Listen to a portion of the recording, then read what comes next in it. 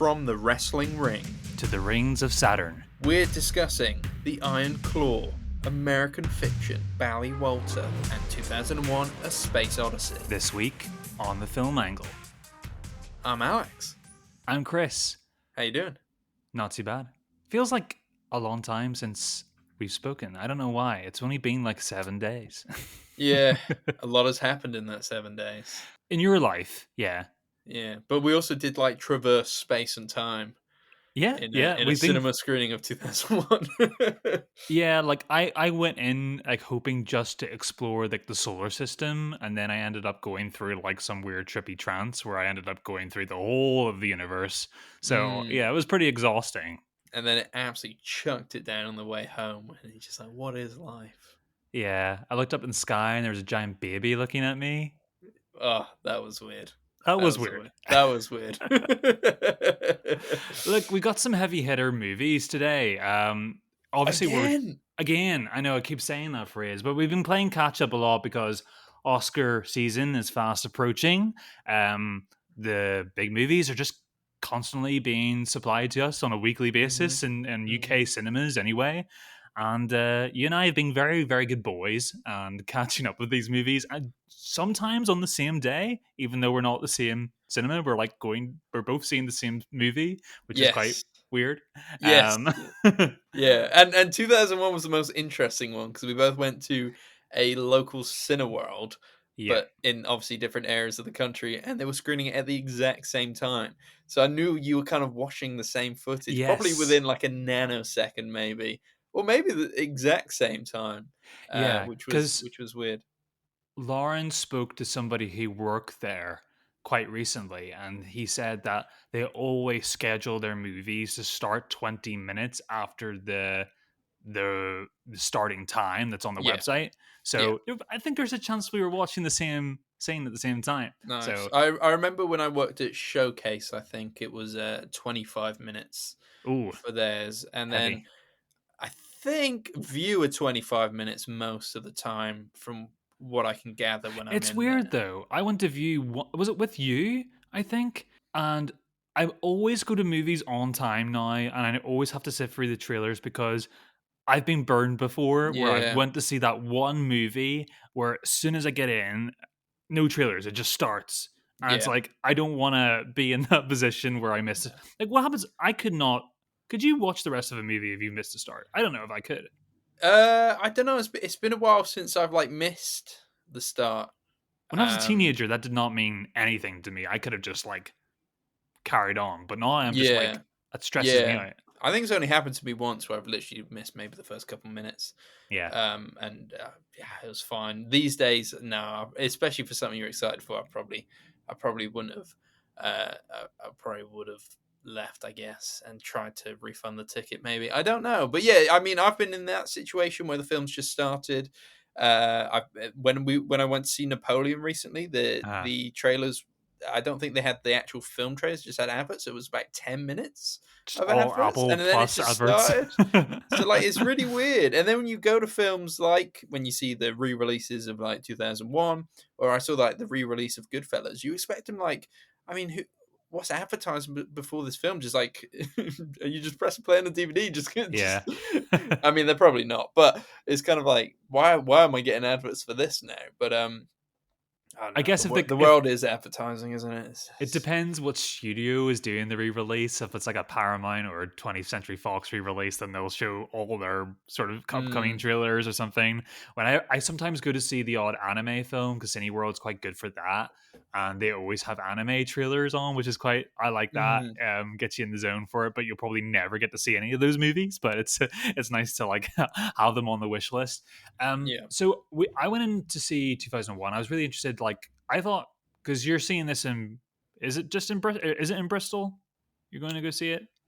So it's Yate, right? Which is some people consider Bristol, but I think a true Bristolian would probably not consider Bristol. The geography of Bristol is quite confusing in general. Just like which county does it lie in? Where am I at any point in time? Yeah. No, this is Yate is South Gloss. So yeah, and it's worth saying as well. We watched 2001 because we wanted to watch it, but it also will come up on our Sight and Yes. Sound list. Not a blind spot for either of us. However, we did say when we got to the top 10, of which it is, I think, number 10, um, or number 9, we would rewatch the top 10 films. So I guess in a weird way, we've been talking about watching Stalker for the last 2 weeks. We've moved it again. Um, we're not going to be But talking about Stalker. This is our kind of not BFI film for this yeah. for this week. We won't be when we go to our top 10, which hopefully shouldn't be too far off. We Uh-huh. probably won't talk about this again since we've just seen it. Yeah, this is like we're usually pretty strict at sticking like we're going to do 100 to 1 and stick to the timeline, but this time we've kind of just like, oh, well, why would you waste the opportunity? And it was really cool because yeah, I don't know about your cinema screen, but mine was jam packed. I mean, like I haven't seen a screen this full in I would say years actually because I generally the re-releases of films, beloved films like this, tend to get the better turnout. People are just so nostalgic these days. But I love it. You know, I was going in there. Everybody came in to see a movie. Everybody would, it's a slow movie too. Like in terms, not Mm, in a bad way, but I was really surprised by the turnout, seeing the type of film we get. But maybe it was the first time for a lot of people because there were a lot of sleepy nodding heads I uh, witnessed underneath me. To be uh, honest, like I don't fall asleep during films, but like I could feel like it's it's one of the dreamy, yeah. it's a very dreamy film. It's a very dreamy film. But yeah, I think I had never been to the Cineworld in Yates before. It was my first time. Very good experience. Thought it was very nice cinema. So I don't know how packed it usually gets. But I'd say it was like it wasn't packed, but it was like so it was like okay, there's quite a few people here. Yeah. But we weren't all breathing and sweating on top of each other. It was pretty. Yeah, Um, mine was quite hot in there. we were fine. We were fine. I had had a few seats either side of me to kind of spread my legs a little bit. So Oh no, I did not. I did not. I was elbow to elbow. you couldn't spread your legs. No, I don't think anybody had their own chair. I literally think it was sold out. It's pretty cool. So yeah, it was quite interesting, and especially seeing a movie like that. And like, honestly, I love pack screenings because I love reading the room. I'm always like, every 20 minutes, I'll just have a little look around and just kind of get the vibe of people. Yeah, it was quite interesting. But yeah, I mean, this kind of feels like a first time watching this movie for me because I hadn't seen this movie honestly since I was probably about 13, 14. And yes, when I rewatched it, everything that I had seen was there again. You know, I remembered everything that happened, but you're coming with a much different mindset this time. But I was just kind of really appreciating the filmmaking craft and the timeline of this movie came out, like the 60s, and how sort of culturally significant it was in its depiction of space and the expanse. And that we kind of take for granted today. So I think that's the most important way to watch this movie before you go to see it. Yeah, I watched it about 10 years ago Okay. in my uni room with Was that some 10 mates. years ago? Yeah, Oh yeah. man. All right, that's enough. Yeah, it was probably about 10. In my room at university in Falmouth, and On a yeah, laptop. on not on a laptop. I did have a TV. Was it a good TV? Oh, you're I one of don't the know. posh students, yeah. Well, it was not a great TV, but yeah, sure. If you want to say that, go ahead. But it wasn't a great. Portable DVD player. No, I think we plugged the laptop into the TV, and Oh yeah, yeah. I remember those Um, days. I remember very much appreciating the special effects, but yeah, I was a bit like, man, it's a bit boring, isn't it? Like I think that was kind of my takeaway. Yeah, I mean, part of me because I think it got re-released while I was working at the cinema, and I think just it never worked out in terms of timings for me to go Yeah, see it's it, and played a couple of times through the years. Yeah. yeah, I had some friends who saw it and were just like so good. And I was like, oh man, I was like, So good. I was like, I don't want to watch this on TV again, Yeah. but I do want to watch it again. So yeah, when you said Cinema we're doing it, I was like, I have to make the effort because yeah, and Jesus, what a different film on the big screen. Yeah. That score, especially the way it whacks you over the head at the Well, opening exactly. credits. You don't get that in your house or on your No, TV, unless you are unless really you're turning up to 100 and you've got surround sound systems and yeah, unless stuff. you're Which, Jay-Z or something like yeah, that. I mean, both my neighbors are practically deaf, but I can't. I still feel bad turning it up too loud. Um, but yeah, like, and I haven't got any surround sound, so yeah, no, honestly, cinema, that sound, where's the kind of the prologue music, 4 minutes of just uninterrupted orchestra. Like, it was almost Just too loud. It was it great. whacks you. It whacks you, and then yeah, everything is just heightened from that moment. It really brings you in. I think it is the music that really kind of sells this film. I know obviously the special effects are incredible, and like a lot of Mhm. them still hold up, and it's just like fascinating. Um, Story, a little all over the place. Probably takes a little while to get Mhm. going as well, but it is just kind of being mesmerized by sight and sound. So Yeah. yeah, it truly is just kind of a Yeah, story is spectacle. like the second, like it's not the main thing you stay for here. And it's like that No. sounds like by modern standards, if you're comparing any modern movie and you just said, "Oh, it looks and sounds great," like talked about a movie a few months ago, the creator was it looks and Mm, sounds great, but yeah. but this is a very different. This is almost like a showcase of like Mm, where we can be going in terms of filmmaking. yeah. You It's know, a you big think look at me kind of film. Like I I can can make this, I can yeah. make this. Like film will never be the same again. Well, and it's also showing like you're going to see this right now, and it's going to take like until Star Wars in like over 10 years time for it to look this good again. um Yeah. With so it, with with with a very kind of simple but more story based mhm. narrative. Yeah, yeah. Like, what can we like say about this movie that's entertaining without being too nerdy? Because when you talk about the movie, it's all the nerdy stuff that is the fun bit, really. Like, I'm thinking about the big, intricate ship models, the way lighting is used in a Mm, realistic way, like actually feeling like I love the sort of modern look, well, the futuristic look at like existing American industry, like Pan Am is still existing and it's thriving, and when you're seeing one of our main characters sitting down watching TV on a plane, it doesn't look too dissimilar to First Class nowadays. Um, but yeah, then there's little things that are quite goofy, like the grip shoes for the zero gravity planes yeah. that the waitresses wear, and they have a funny walk where they kind of do a little hobble, and the shoes actually tell us grip shoes on them, so the audience do know that Yes. this is a 1960s audience that we are A talking bit to like right now. the exploding bolts. Yes, yes, yes. So that are closed up a lot in this movie. Yes. Yeah. There's like a pod for anyone listening who hasn't seen the movie. There's like there are like these little pods that you can kind of go in. They're almost like submersibles, but in space, and they go out in and they have this like, sign that says explosive bolts in it, and like, oh, that's going to come into play very soon. Mm, Especially as the tension ramps up to this movie. It's a movie of like two halves, I would say, and like, that's how I remembered it before I went in.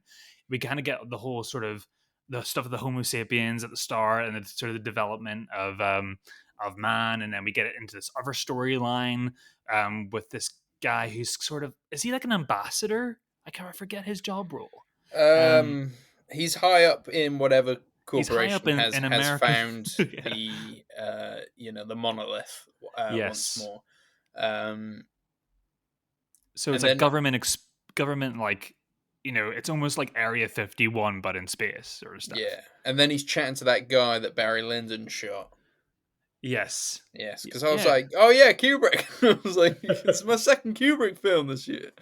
I had seen this one though. I'm not so bad.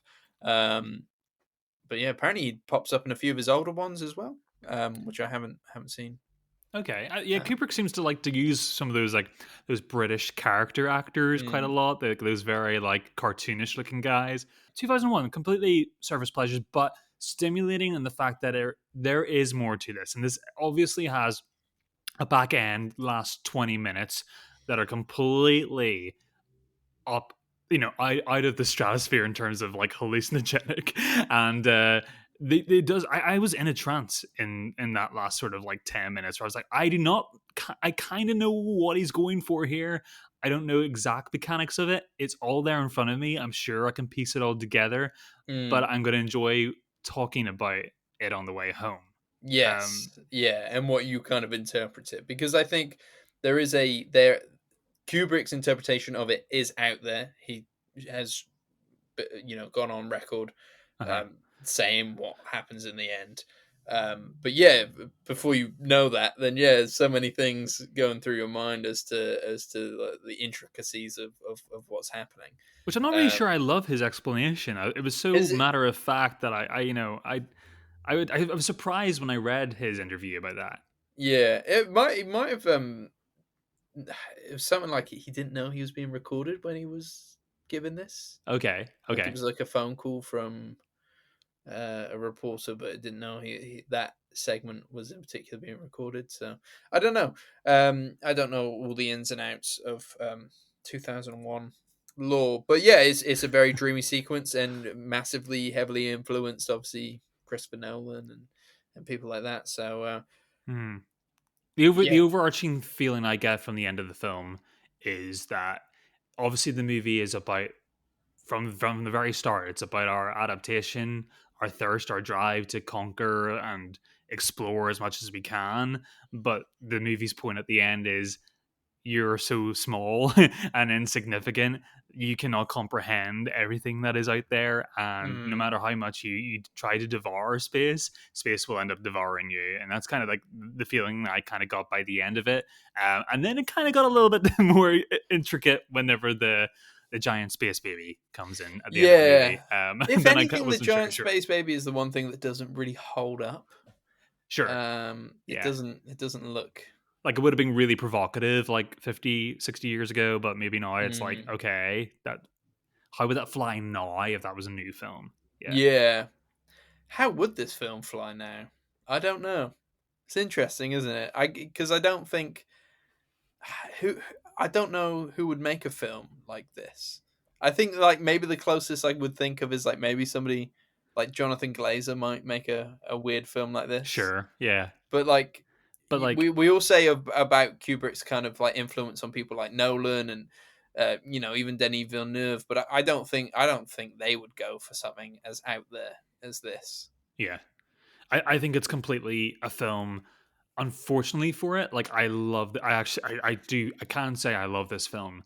And unfortunately for it, I think it does require the input from the viewer. Like you have to kind of really take into consideration the timing of this film Mm, and kind of have a knowledge of what else was sort of coming out at the time, and what sci-fi was like at that point, where it was almost a little bit of a schlocky genre, to mm, kind of really appreciate it. I mean, like Star Trek TV show at that time, great stuff, but like it doesn't look like this. no. So yeah, it's a pure like it's like going to like an auditorium for a couple of hours and just lying back and just completely soaking up the beautiful visuals and just enjoying the visceral experience of that. And yeah, Yeah, that's how which I think people in the '60s, from what I have heard, were taking LSD and watching this film, oh, I'm and sure. I don't know if that would have been great or incredibly scary. So, Yeah, yeah. I think the Homo sapiens at the beginning would have freaked me out. I would be running. oh, I think it was the going through a black hole thing. Yeah, that Or too, or and it just would have like, just been the shock of like all of a sudden it turns into like a semi normal narrative film with obviously Hal mm-hmm, and Dave. What are you Dave. doing, Dave? Dave, what are you doing? And that is like that's kind of just like a normal film, and I think Stop it. after everything that happened, that would snap you into like what? Stop it. Stop it. Yeah, I he's can feel my memories I, fading. I I find it really kind of really educating in a way when I was watching the whole sequence. It kind of reminds me like, 15 years or less than 15 years, sorry, later we get in 79, we get Alien, which is basically an escalated version of the HAL story. In a way, in terms of like tension and the way it's shot around the ship and the claustrophobia. And you're sort of expecting, because we're so conditioned by modern sensibilities, we're so ready for that to escalate into something like really dramatic and over the top. And whenever it just ends, it's quite sobering, we're like, okay, yeah, movies weren't always like this, and I actually was quite refreshed that it just ends like Dave diagnoses the problem that Hal is not very, very he's not good, and he sorts it out and it gets the Yeah, job done. So yeah, I find that quite refreshing to watch in an older movie like that. Yeah, this yeah. movie's great. This movie's great. Again, like go in. I think everybody should see it. Come on, it's like it's one of the most you'll again. It's referenced in most modern pop media you'll ever see, so it's significant in that point of view. If you enjoy it even more, you like space, well, stick the thing Yeah. on. If you can catch it in the cinema, though, I think it's the way to watch it. And I I think it's agree with the you. only way to watch I it. think so. I think it's you're going to struggle to kind of endure it as much at home. Um, Mm. I say that in the kindest way possible because you know we all Unless got you our have a phones. ridiculously big TV and a really nice Yeah, sound system, practically a home cinema, then you'll be fine. Uh, but if you're poor like us, yeah, go to go your to local this. Yeah, cinema. if you get a chance to see it in the cinema, honestly, it is the only way to see it. Oh, there you go. We jumped ahead on the Yeah, we did. BFI. We never really chatted about a structure in this episode. We just kind of went straight into it, and I guess 2001 picked our fancy. Uh, Well, what that's you? it. We're going away from the old, and we'll work our way into the new releases. Yeah. That seems right to me.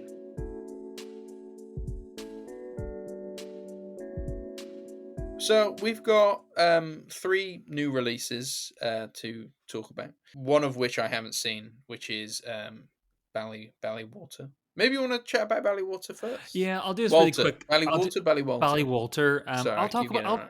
I'll talk about this one really, really quickly because I doubt many people have seen it. It's kind of playing in the very small independent sort of UK festival circuits at the minute. Definitely playing in Northern Ireland, as this is a Northern Ireland based film.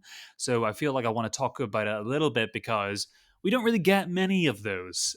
um, and usually when we do, they're quite dour. Like they're usually about a dark period in Northern Ireland's history that is still kind of rippling free today. And it's nice when we watch shows like Dairy Girls or get a film like this that we're getting movies about actual people, in normal circumstances. Mm, So as a country, I feel like we're much more than that. So it's good to see from that point of view. The story centers around a young woman and an older man who kind of live separate lives. She is an Uber driver or a taxi driver during the day.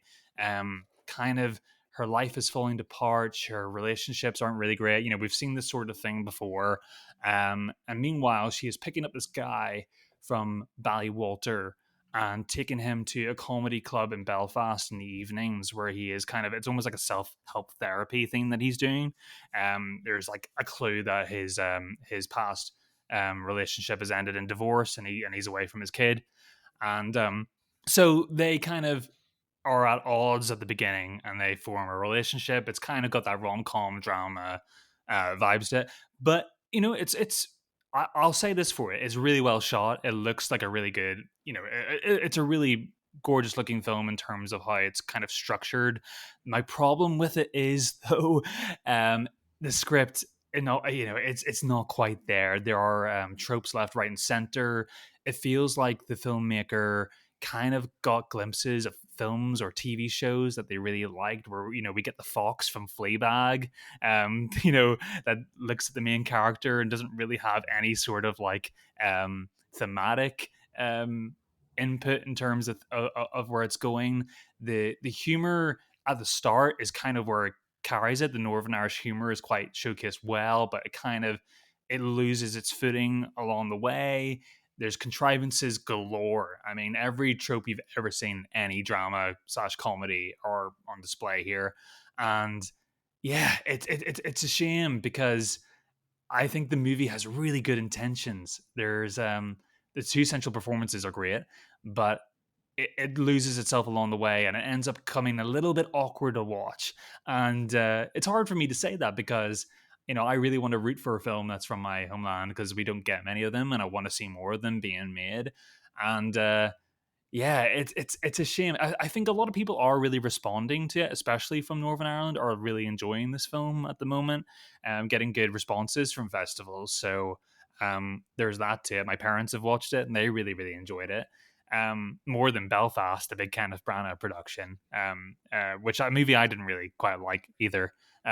So Yeah, yeah, well, Belfast probably hits on the elements you talked about at the start of films you don't like about Northern Ireland. Yeah, exactly. But also, that movie is just a bit morose in terms of it's overly treacle, um, Mm, cinematic techniques, and the way it kind of the whole veneer of that film is a little bit off putting in yeah. general. But yeah, I mean, Shauna Kerslake stars in this one and as the main character Eileen, and she's great. I've seen her in a film called The Hole. Uh, um, or was it The Hole in the Ground? It was a horror film, Irish horror film that came out a few years ago, and that was quite. She's very, very promising actor, and I'd like to see her a lot more. I think you'd really like her. But yeah, it's catch it if you can, but it's easy to stick on in the weekend. It's only 80 minutes long, and it's quite it's entertaining, but yeah, your mileage may vary. It's kind of it can be a little bit creaky in places, Gotcha, gotcha. but a nice looking movie. Okay, yeah. Well, I might still seek it out. Like you said, got to Mm. support these kinds of films, despite maybe your more lukewarm feelings on it. But yeah, It's so no. hard for me because I was really into it the first 20 minutes. I was laughing. Every single location in this film, I know. I literally know every road, every establishing shot. It was great. It was like I was home, but I can't get geographical bias get in my way. The movie just did not really work for me. All right, Chris. I'm thinking, in terms of like the next film we talk about, I think we save best till last, Oh well, and that's subjective. We haven't discussed that off camera yet or off air. I think I can feel that. Well, maybe it's just my own feelings. Okay. Um, shall we? No, I think we'll agree here. Shall we discuss American Fiction next, Sure, sure. and then onto the Encore, which maybe is an unfair way of starting this review because I don't think it's a bad film Oh no, by not any at all. sense. But yeah, the Oscar nominated bit of I think semi surprise, Hmm? kind of Oscar nominated film, but had been doing the festival rounds last year, garnering a lot of kind of success and good reviews. And I think they kind of put the accelerator down for the Oscar campaign, and obviously it's worked out well for them. So American Fiction is directed by Cord Jefferson, and it follows Jeffrey Wright, who plays a character called Monk, whose kind of writing career has kind of stalled because he isn't deemed black enough, and he writes like a satirical novel under a pseudonym that is almost kind of playing on the tropes of what a white audience would expect from a black writer, and he almost writes it as a joke and then sends it to his agent, and the book gets almost published immediately and garners a lot of attention and I awards. think the publishers say it's like the biggest deal they've ever done. Yes, yeah, that's it. He gets a lot of money for it, which again, like this is kind of half of the film, and the other half is he kind of does need that money because his mum's got Alzheimer's, his sister's very early on in the film passes away. Which is a real shock. It Like is that a comes out of real shock. nowhere. It's especially because this film's quite funny, Yeah, and like it's literally during like a daytime catch up rom com comedy like dinner like cafe tables chat. It yeah, just it takes happens. you for a loop because it's quite a light film, and like obviously there's like that underneath bit of like, oh, maybe the mum has And Alzheimer's. I really He's liked her. I catching really up with his loved. sister, and then all of a sudden it's I like love the dead. sister as well. I wanted more of her. Oh, such a shame. Yeah, Yeah, she go was on. great. She was really funny as well, especially in the way that she was the best person to She calls him out on his handle the mum. bullshit, She right? called him out Yeah. on his bullshit. She handles the mum very well. Um, yeah, it was quite sad to see her die. But yeah, I mean the film is interesting, and it is interesting that it is these kind of two halves of a film, and I think that's where I felt like neither half of the film Okay. was strong enough to be a whole. Okay.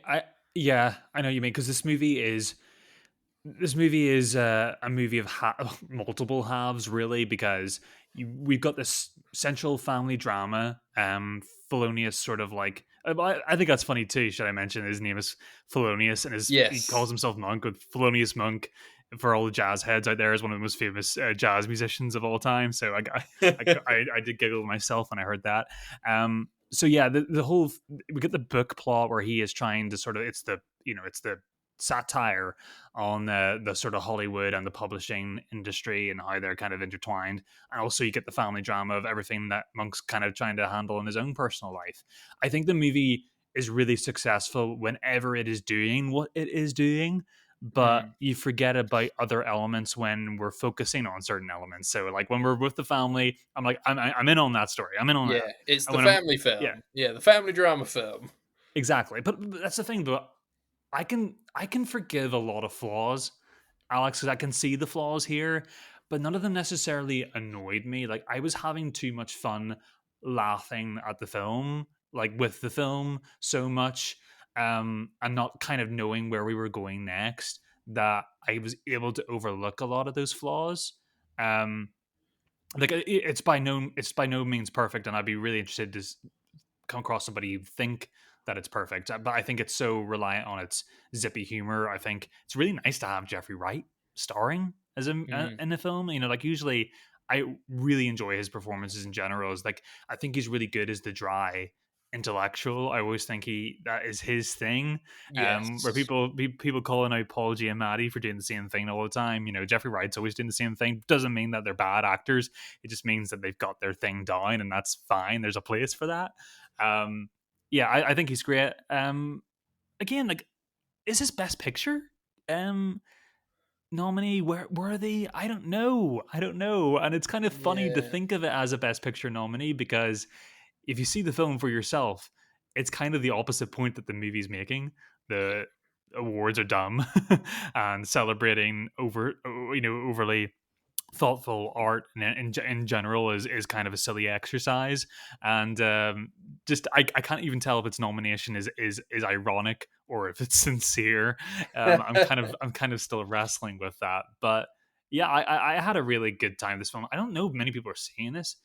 As opposed to 2001: A Space Odyssey, we were the only people in the cinema Mm. screen, and that hasn't happened to me in a long time. So we got to enjoy the movie, just us two in our own private screen. People pay for that sort of thing sometimes, so it was quite nice. Probably the jokes landed even better because of that. Yeah. Yeah.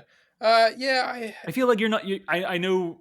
Yeah, I'm I feel like I've you're not as struggled hot because as me. I think for the most part I really enjoyed it. It's a really nice film. Uh huh. Um It is nice, isn't it? I It's a just nice sit yeah, through. I think it does have quite I hate to say like controversial ending because I don't know if there is any controversy, but it doesn't end in the way you expect it to. And that's fine. And then it does kind of the writer thing of being like, oh, maybe it could end like this, and then it ends like that. And yeah, it's creative, that's good. But then there was part of me that felt a little bit shortchanged.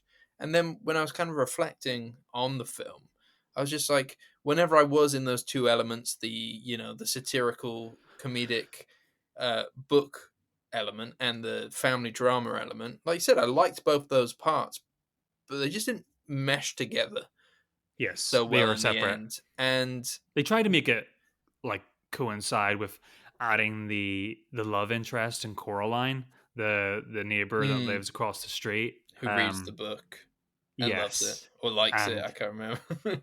yeah, yeah, and as his sort of as he's starting to unravel, it kind of rubs off on her. I do like the way they treat.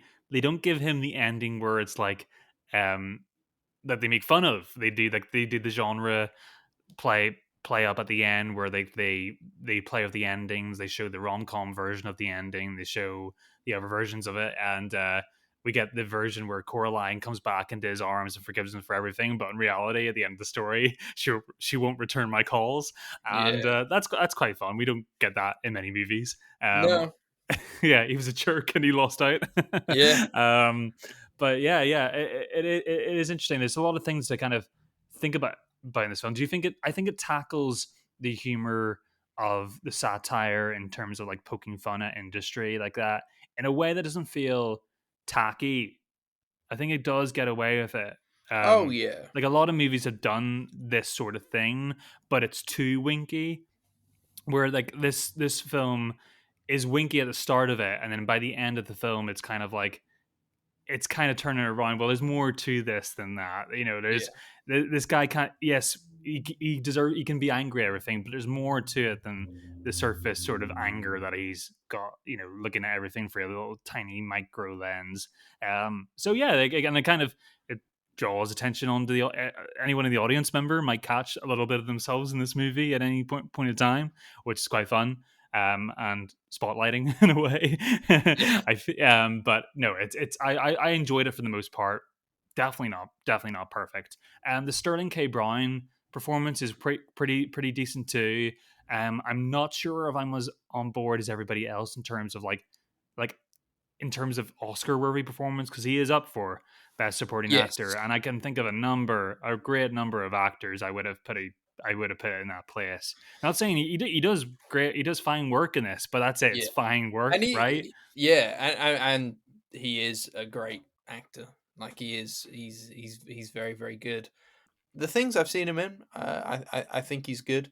Yeah, I thought he was good in this. But yeah, it's one of those roles where he's not in it, and I know he's supporting, but he's not in it that much to Yeah, leave a massive impact. he doesn't come in quite late in the story, and the movie takes a while to sort of pepper him into it as well. Yeah, And then there is a moment where we're supposed to really feel emotionally devastated for him.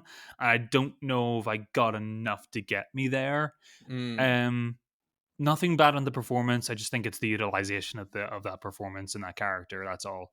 Um, yeah, I can recommend this to if you have a cheeky sense of humor and are interested in a movie. If you like Jeffrey Wright and you like that you want to see a I movie that kind love of Jeffrey Wright. I I love love him. I yeah think he's yeah great. whether he's playing a robot in Westworld or Mm, whether he's in a Wes Anderson film like as a news I'll take him any day. yeah. All the Either Hunger way. Games films. We saw him in the Hunger Games Yeah, recently, he doesn't didn't get enough. He doesn't get enough to do in those movies, but yes, he is doing the awkward intellectual in those movies too. he? But yeah, no, he is great. And He's he's got the great. best voice in the world, right? He's got such a cool voice. Very cool. Very Him cool. and Keith David. Keith David is also in a scene of this movie, and he has Yes. got those two guys have the best voices for me in term in cinema. They just have cool. They just sound so cool. So yeah, I recommend this. I think it's accessible too. I think people can pick us up and Yeah, I recommend, but maybe there's some expectation behind uh, the run political up. leanings and stuff. Yeah, perhaps. Well, no, just like in terms of like people really bigging this film up, so maybe my expectations going in were slightly high, Okay. and Yeah, yeah, I it just did didn't. score very In highly, the folks. end, I guess I was maybe I didn't think it was as well rounded a film as I wanted it to be. But yeah, I definitely wouldn't put people off seeing it. I can, yeah, I laughed a lot. I laughed a lot Yeah. still. It's a very funny film. It's a really nice film. So still go Yeah, watch it. I get what you mean because like when you get like critic reviews, you're getting nines and tens out of tens, or 5-star reviews. You're expecting from a comedy genre or black comedy, you're expecting it to sort of like completely do something profound with the way comedy works, or like the way that it's shot or filmed, or you're expecting something completely rewriting here. Mm. Go into this expecting a pretty good comedy film, and Yeah, you'll have a good time. yeah, absolutely, absolutely. Okay, Debut, I we think, said we as saved well. you saved the best to last. Yes, I did. I did. Well, I think so. So yesterday we saw this one yesterday, didn't we? A film that I swear has been advertised for months now. I've seen the trailer I've a seen billion Zac times, Efron bouncing off the side of that ring a and hundred times. it is It a is, brilliant trailer. oh yeah, It is a really good trailer, but and it doesn't yeah, give too much away. Yeah. no. Yeah, the film is The Iron Claw, which is the next film from Sean Durkin, who I guess his kind of biggest claim to fame was Martha Marcy May Marlene, which kind of swept up the indie world probably like 10 years ago now. Mhm. The Um, Nest was well received a couple of years ago. Still haven't caught up with it yet, but I've heard good yeah, things. you only told me about The Nest today. I'm not 100% sure I'd heard of that film before. So Yeah. shame on whoever was marketing that. Um, because yeah, I think I remember really liking Martha Marcy May and Marlene. So there you go. Yeah. But yeah, this is it is a true story based on the Von Erich brothers and their toxic dad. and slightly Yeah. toxic mum. The wrestling dynasty. Yeah. And if you know their story, then you know it's not a particularly happy one. And I think if you want to know their story, go watch the film. Because to be able to talk about their story, I think we have to delve deep, and we usually go into spoilers here. But yeah, honestly, I think big recommend from me and Chris on this one. So go watch it and then come back, listen to the rest. Go ahead. You're Are you free. gone? Have You've you been gone? warned. Yeah. Have you seen it? All right, you've come back. Excellent. Thank you. Thank you for coming back and listening to the end of this review. Thank you. Yeah, they all die. Uh, They all die. It takes a while to get there, though. Um, apart from Zac Efron, apart from Zac Efron, he's still standing. he's still standing. Yeah. So it is. It's kind of it's weird that it didn't rack up any Oscars because it is kind of an Oscar baity biopic about this family. You know, you've got the asshole dad who's too tough on them.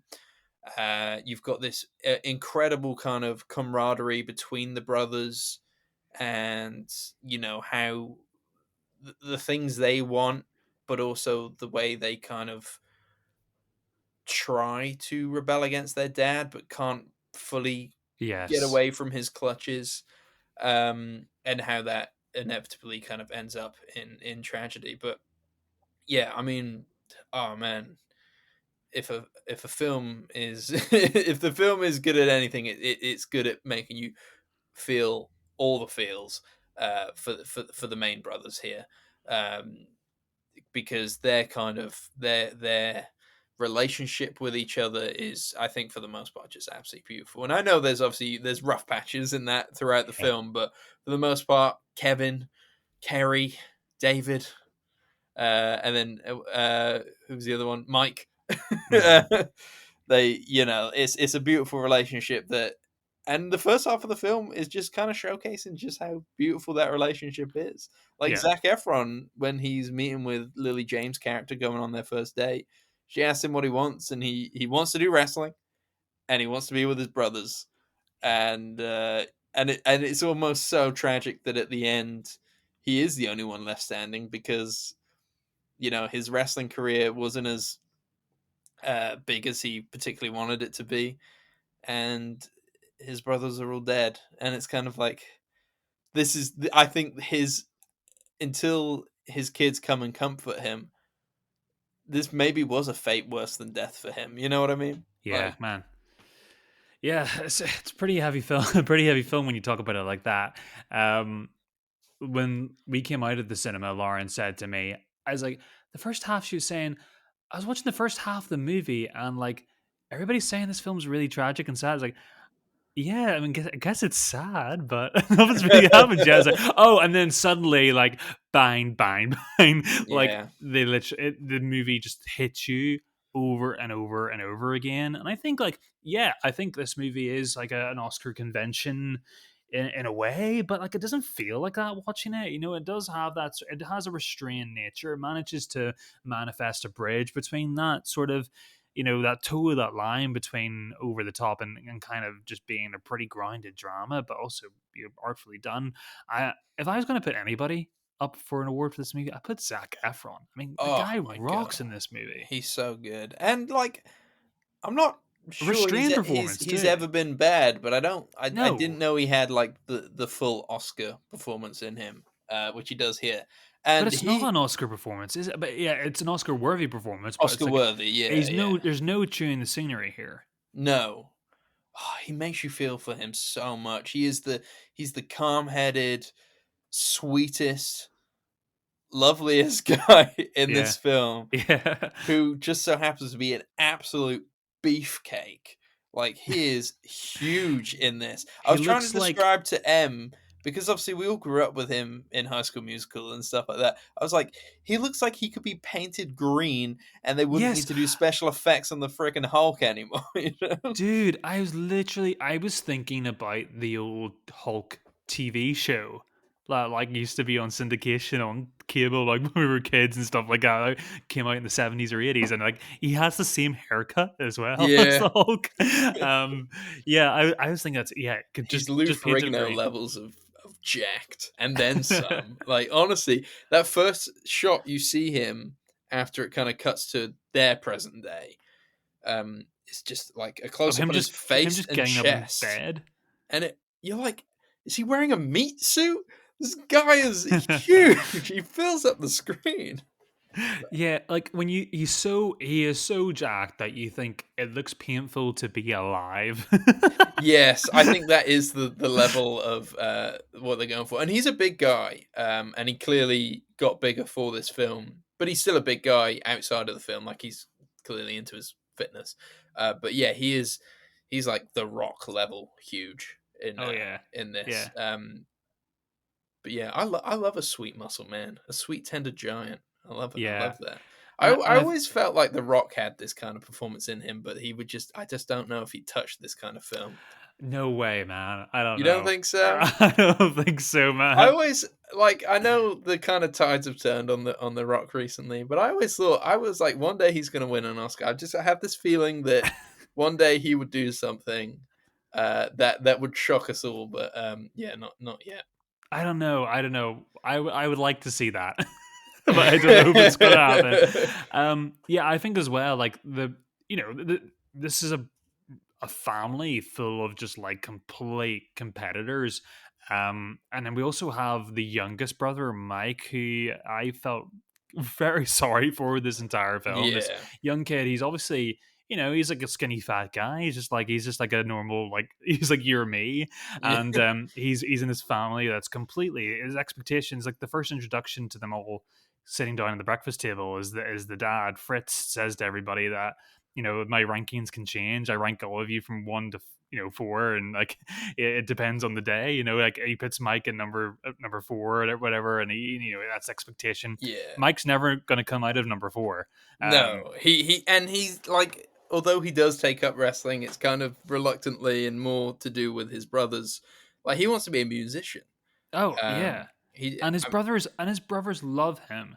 The admiration they even have for his music talent. oh, Um, so good. Yeah, like they'll happily kind of help him sneak out of the house at night to yeah, go play gigs and stuff like and that. that gig he is good as He is well. good. Like He's got really long arms. yeah. I don't know Yeah, where and that it's came from. I but just the sort of movie but remember. the movie gives him enough time to kind of like not be bogged down in the in just the prison that he's in. Like it gives him that moment of freedom, which is really touching. And just to see how proud his brothers are of him Mm, is really touching. I mean, there's a dinner when Lily James, his character Pam, first comes to the house.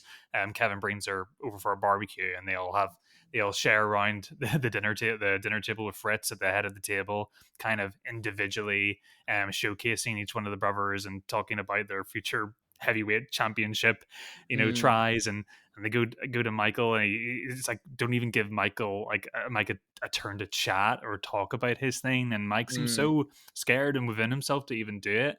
And yeah, it's a real shame. I mean, Fritz, we gotta talk about him. He Yeah, is Holt McCallany. top 10 bad guys all time. God, I hated him in the way that you're supposed to. The film wants you to hate him. He's a piece of work. He's a piece of And the shit. dedication to make him a one note piece of dirt as well and Mm, not give him any justification was the right decision. Um, Completely. Yeah, I mean, surely like these guys only get to this level of success, like all of these brothers in a row, when you have such like systemic abuse going on in a family. mm, It's not just the brothers as well, it's the wife. I think about Maura Tierney's performance as Doris, the mother. I thought that was really well handled, the way she is sort of a puppet of Fritz, and kind of you can tell that she is at odds with everything that's going on in their lives, but it's been so routine and he's such a presence to overcome that she has just kind of adopted his mindset. yeah.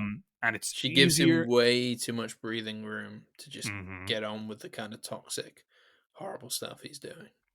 Oh yeah, of course, and it rubs off on her, and she's equally in this sort of prison, and she gets her sort of moment later on. But yeah, there's so much to talk about this movie. I don't even know where to start. Lily James, I was kind of worried coming in that she was going to be like, I saw this as going to be like the Baby Driver role for her again, where she's just like kind of along for the ride, Mm, and I think Durkin does a really good job of like making the female characters seem like they're going to be along for the ride at the beginning, but really giving them their own sort of quiet inner ambitions and their own ways to kind of navigate the world around these really like very hard to understand men, mm, and kind of find the way to make their lives work within that sort of situation. So, like, credit for that, because I didn't yeah. think I was going to get that at the beginning of this movie. No, her character introduction's a little jarring, where she is like pretty much just a fangirl who kind of Oh, she literally just comes up to yeah, him. she's Yeah. like, "Please go on a date with me," and in a way, it's almost being like, "Please marry me," like immediately. So yeah, you're right. There was a little bit of worry after that scene. But her and Zac Efron together are incredible. They really ground the characters when they're playing off each other, and obviously their kind of family is that little spark of hope you still have at the end of the film. Mhm. The film wouldn't work if you didn't believe that. They are great. Um, other two brothers, obviously Jeremy Allen White of the Bear fame, very very big right now, is Big fantastic here. arms. Yeah, he's huge as well. He's Cool. got he basically reminds me of like SpongeBob whenever he gets the inflatable arms. He's got a great 70s hairdo as Oh, well. great. Yeah. Yeah, he is massive as well. Yeah. Yeah, he's brilliant. Obviously having quite the moment at the moment in the real world. So good for him. Still I'm desperately prodding Chris to watch The Bear. I know, I Um know. I don't know why. And he's Harris so good. Dickinson's also in here too, and All he's right. got he's flying at the minute. Harris Dixon, I feel like came out of nowhere over the last couple years. And Yeah, it was Triangle of Sadness. Like, I think was the first thing I kind of saw him in, and I know he's been in like other things like Maleficent and The King's Man. I did not yes, watch The King's Man. I saw him in The Um, King's Man. I don't remember him leaving much of an impression on me in The King's Man. He definitely did in The how Triangle can of you leave an Sadness. impression in a movie like that, though? Well, yeah. I mean, Hitler does turn up in a post-credit scene, so I do Oh remember wow, that. Hitler will return. Pretty much. He is the post-credit stinger to be like, the next one's about Hitler. Okay. Um, spoilers. Yeah, and then obviously Scrapper we both caught at the end of this year. Yeah, which I was Um, really impressed with him in as well. he's like, I don't know what it is, because obviously he looks pretty much the same, but he kind of disappears into these roles. I've spent a lot of this film going, is that Harris Dickinson? Like, I couldn't remember if he was in the film or not. And he's It's a lot of hair. he's so good. He's so good. What a brilliant actor. So yeah, no, Yeah, he is. yeah. Oh, they're also great. They're also well defined in their own little areas and little moments. And And they all have different ways of sort of navigating their. No one's ever explicit until the end of the movie, um, what their thoughts are on their father's manipulation that's been going on since their childhood. It manifests in outbursts. It manifests in other ways. How they manifests navigate. on the wrestling ring mainly. Oh yeah, sure. Yeah. Yeah. I mean, we get that moment where Alan White's character Carrie comes home for Christmas for a couple of days, and he gives his father. It's all pretty in a good happy tone for a moment. Gives his father like a gun to add his collection and says he has to shoot it, and his father refuses to do it, and it results in Carrie just coming out of nowhere in this outburst. Like, seems to just like feel like it was looking for an excuse. Yeah. Like he was looking to pick a fight from years ago. Mm. um so yeah, and it's just devastating. It's devastating. We're dealing with themes of suicide and expectations that can't be met. um it's incredible. I mean, like the Carrie character, like I thought that was really interesting, and I did some reading up afterwards that he obviously he became a WWF champion even after his motorbike accident. Where in this film, he loses his his foot gets amputated, and he tries to prematurely walk on it, and like it looks so painful, and he managed to still be a professional wrestler on a prosthetic leg is insane. Apparently he didn't nobody knew about his prosthetic leg until after he died. He kept Oh it a wow. complete secret. So yeah, crazy. But yeah, you do even more deep diving on these guys in real life, and it's even more tragic. This movie does not ham it up. You find out there's a whole brother that they didn't showcase in the film. Oh yeah, There's yeah. a He whole died. nother. He died when he was 5 years old, and he would have actually been the eldest brother. No, Yeah. there was another one again. Oh really? There Okay. was a whole other. There was a There's whole not enough, other. there's not enough screen time. Well, I listened to an interview with the director, and he was just like, it was another brother who I believe. I mean, don't quote me on this. I read up afterwards. I'm just going off memory here. Also died by suicide, and Oh, man, it was just a case of how how much can I put the audience through? How sad can I make this? Like, it's I almost think like we've got to get rid of one of the brothers, which yeah, feels in a way weird. And but I think the real life Kevin uh, signed off on this version of the film. Um, so like it's difficult because you're like that's a whole family member. They're just like for entertainment purposes we can't do this, and that feels a bit weird. But yeah, yeah, I don't know if Kevin's fine with it. I'm fine with it. If he's anything like the Zac Efron portrayal, then I'm absolutely fine with it because I love that guy. yeah. Me too. I think because he, I don't know if that's a real story thing in terms of like the family had always been known for, Kevin carries this burden of feeling that the family is cursed. Mm, That terrible things happen all the time. Everybody keeps dying because there's this sort of this thing that's been around their family for years, and he won't even touch his newborn child in the fear that he gives the kid the curse. It's this yeah. severe superstition, and they're a heavily religious family too. That's a big aspect of their family dynamic as well. Um, which actually leads me to another question, and I find it worked quite profoundly for me, and I feel that it will either really sway people away or they'll like the choice. It's very bold. And it's the moment where the brothers who have passed away, they kind of meet again in an afterlife scene Mm. by the jetty of a river. And what did you think about that scene? Did you feel like it worked for you? Yeah, I thought it absolutely worked. I thought it worked mainly because of the cut back to Exactly. Kevin all alone, and I think that's where I made like that kind of where I said at the start like this is a fate worse than death for him. It was almost like in death his brothers get to be together. That's all he Yes. wants, and he And is still alive, but obviously with a beautiful wife and beautiful kids. So I'm glad he's alive. yeah. And it's like le- you could interpret that moment, that dreamy sort of heaven space that they kind of all the brothers meet up again. You can interpret that as literal if you want to, but I think the key to that is the cut back to Efron, and it's almost it's completely explicitly telling you that he is conjuring up this vision in his head. This is how Mm, he is saying goodbye to his brothers. He's envisaging Carrie with his leg back. He's, even his youngest brother, who he never really got to know, is there, and they're all get to be together, and it's really quite touching and quite earned and very, very daring. I mean, that really is a risky move to make in a film that's not really doing this sort of thing for the most yes. part. Yeah. Um, but yeah, oh man, and this movie's like nearly 2 hours 20 minutes long. God, it doesn't feel like that at all. No. No.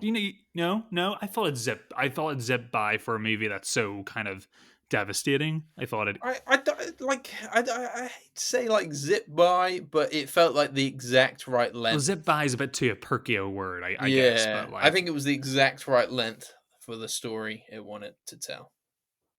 man, so it's really good, and it looks great too. It's got this sort of, I don't know if it was Mm, shot in film or digital, but it has this beautiful sort of grainy texture to it. Obviously, it's living in the late 79 into the 80s, and it is really playing on the kind of the sort of grim nostalgia of the period in terms of Mm, costuming and the way television promotional adverts looked like. How the Wrestling Federation used to display wrestlers on television mm, is a corny nature to that. The sort of hyping up before matches, the talking into the microphone and yelling at the camera is really fun. yeah, So it's good to get those little moments peppered in that kind of pick us up from those old dark spaces. But yeah, this movie's good. It's it's I very think good. it's one of the best things I've seen this year so far. And we've seen a lot of new releases, so I know it's February, but Yeah. it's still a valid comment. I'd be surprised.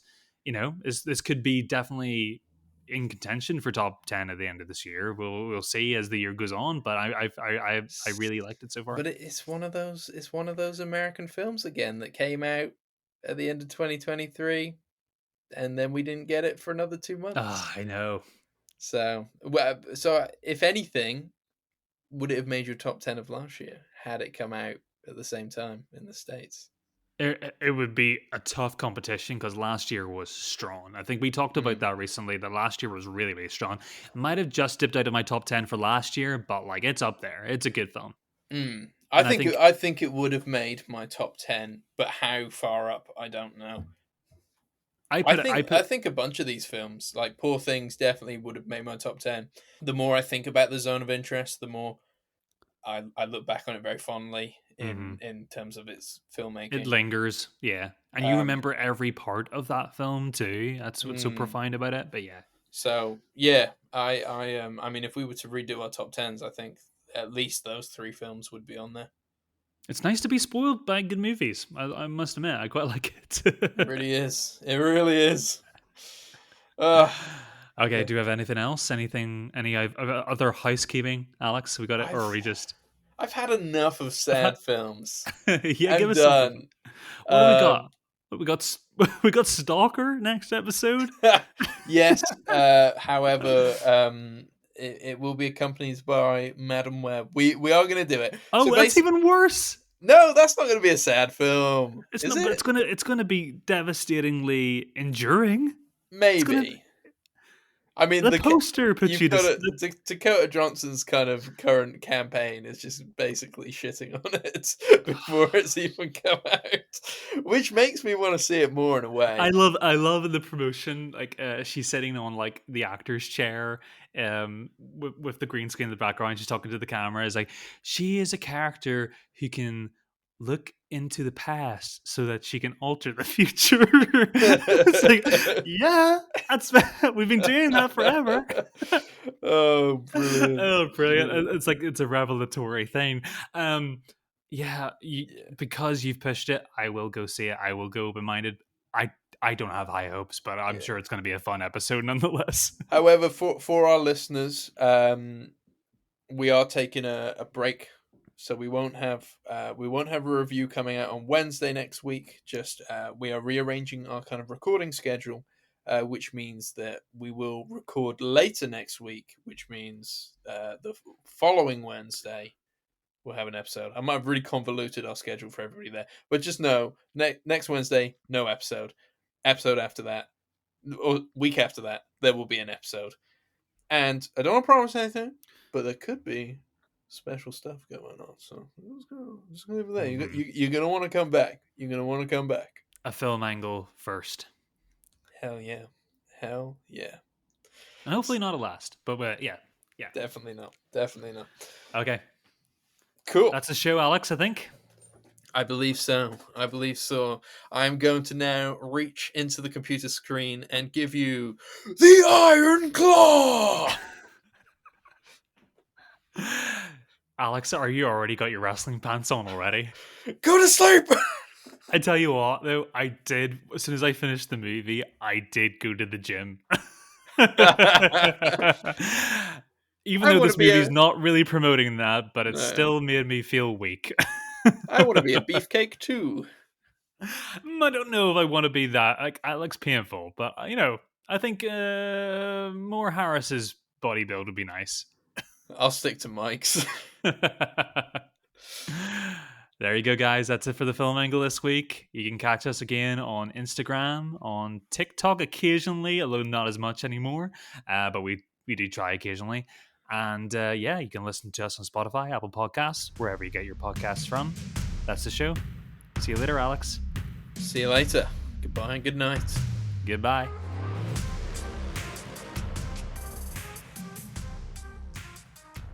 The Iron Claw.